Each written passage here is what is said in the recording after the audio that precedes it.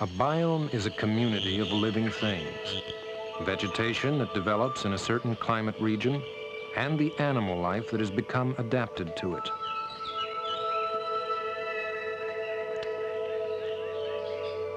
Of the major biomes on Earth, the community with the greatest number of species is the tropical rainforest.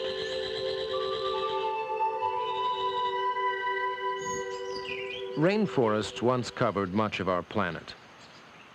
For millions of years, they provided an optimal environment in which life could grow. In that environment, an astonishing number of species evolved. Today, the rainforests are much reduced.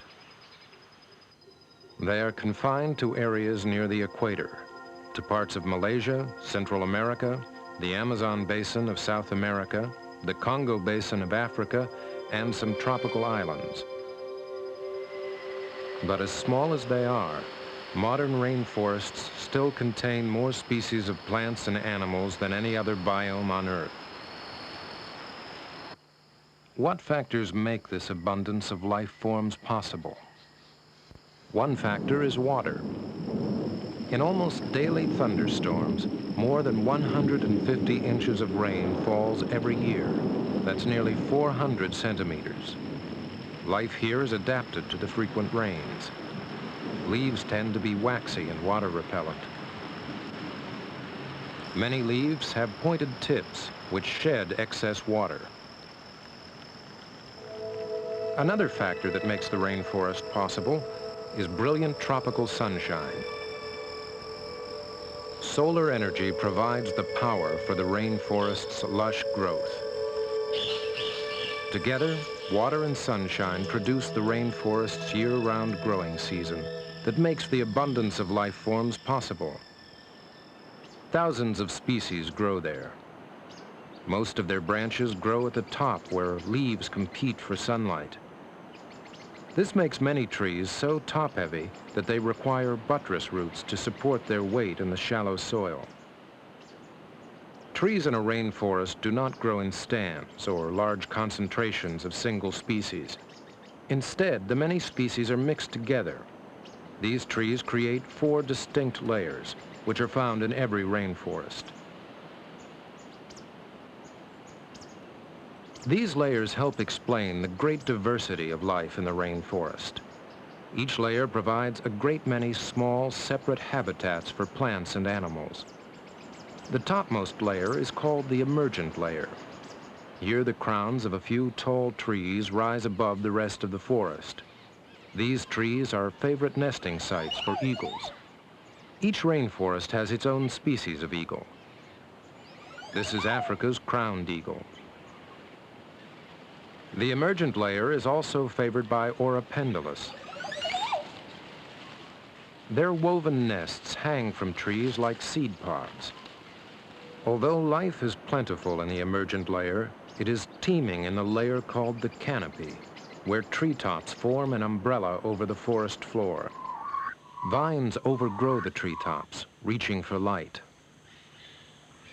Bromeliads overgrow both trees and vines. Bromeliads are epiphytes, or air plants. Epiphytes are not parasites. They do not take nourishment from trees.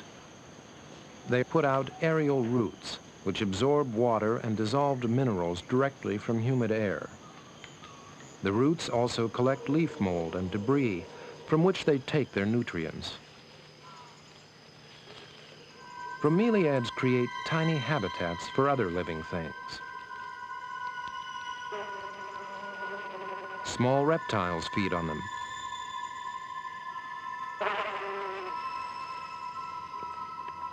Tree frogs lay eggs, hatch, mature, and die in tiny pools at the center of bromeliads. In the canopy where bromeliads live, millions of insects also live. Some species are found here and nowhere else on Earth. There are so many different insects in the canopy that as many as 950 species of beetle have been collected from just one tree.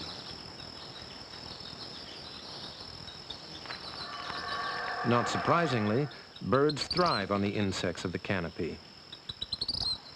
1/3 of all the world's bird species are found in rainforests. Most live in the canopy. Some, like hummingbirds, drink nectar.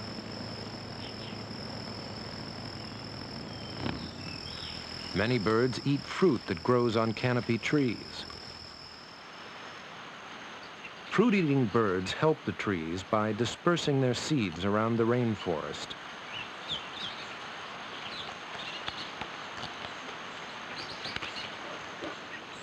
An unusual number of mammals has adapted to life in the treetops. The howler monkey eats tree fruit and flowers.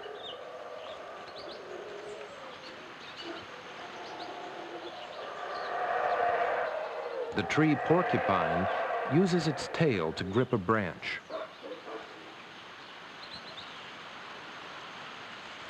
Troops of manga bay monkeys in Africa range through the canopy in search of food, while a South American sloth may live for weeks in a single tree.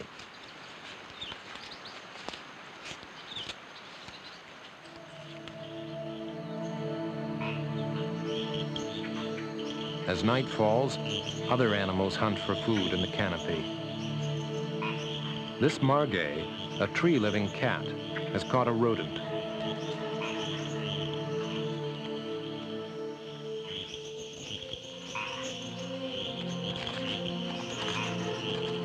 A second one tries to get it.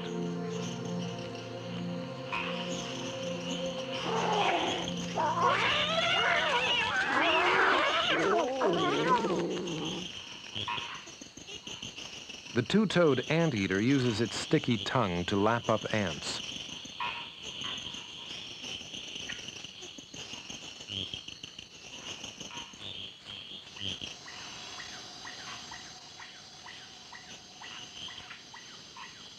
The kinkajou feeds mostly on fruits and seeds.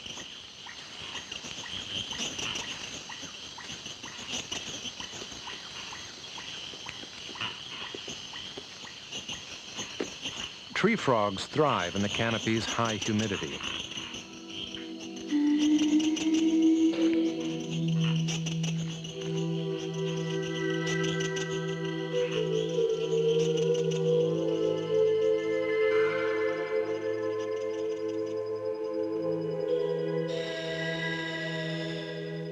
Beneath the canopy is a third layer of the rainforest, called the understory. Here, the treetops above cast deep shadows, which limit plant growth. Much of the vegetation consists of shorter trees. Many different species of insects live in the understory. The lowest layer of this biome is the forest floor. Plant life is sparse here because of the shade cast by trees. Forest floor animals often depend on fruits and seeds that fall from the trees. Rainforest fruits are often quite large, like this seed pod that an agouti is feeding on. Vegetation is thinner here. The only lush growth on the forest floor is along riverbanks. Here, sunlight penetrates almost to the ground. Few mammals live on the forest floor. One of the largest is the South American tapir.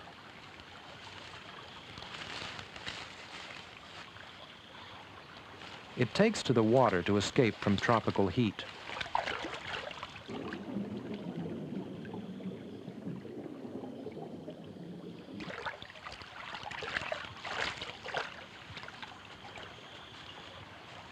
The tapir's natural enemy is the jaguar, the largest carnivore in South America.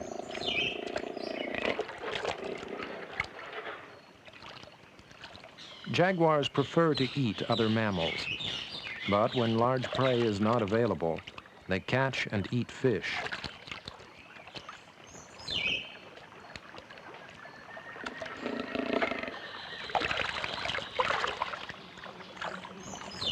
The most important inhabitants of the forest floor are called decomposers. Decomposers break down the thin layer of forest debris into nutrients. They include tiny molds and fungi, and the insects who live among them. Some leaves are harvested by leafcutter ants before they become debris. The ants cut pieces out of the leaves and then carry them back to their nest. The leaves are not food for the ants, but for fungi the ants cultivate in their nest and then use for food. The fungi use the nutrients from the decomposing leaves for their growth. So the ants supply the fungi with food, and the ants use the fungi for food. Each depends on the other. Termites build elaborate nests on the forest floor. They are also decomposers.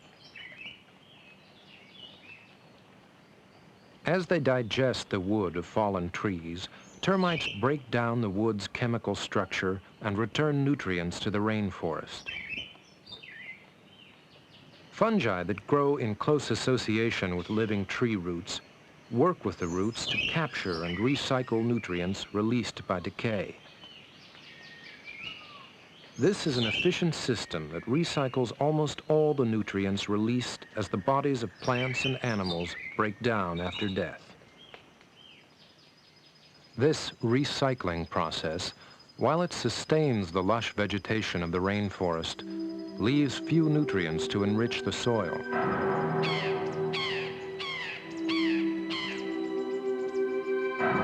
Cleared of trees, the land supports crops for only a few years.